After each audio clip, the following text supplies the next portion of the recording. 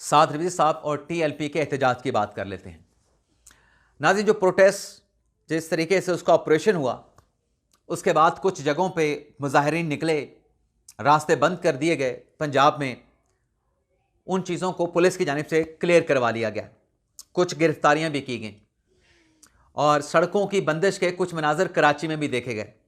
وہاں پر بھی صورتحال کو کنٹرول کر لیا گیا پولیس کی جانب سے۔ اب پچھلے ویڈیو لاگ میں جو خبریں چل رہی تھیں سوشل میڈیا پہ اور نیشنل میڈیا پہ، اس پہ ایک ساتھی کی طرف سے، ایک سورس کی طرف سے فون آیا، بتایا گیا کہ سعد رضوی صاحب جو ہیں بالکل ٹھیک ہیں،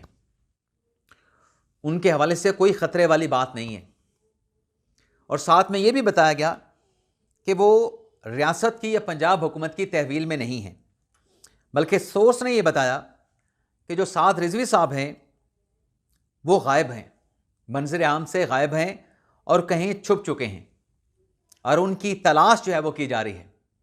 لیکن ان کی صحت سے متعلق جو دعوے سوشل میڈیا پہ کیے جا رہے ہیں، ان دعووں کی کوئی حقیقت نہیں ہے۔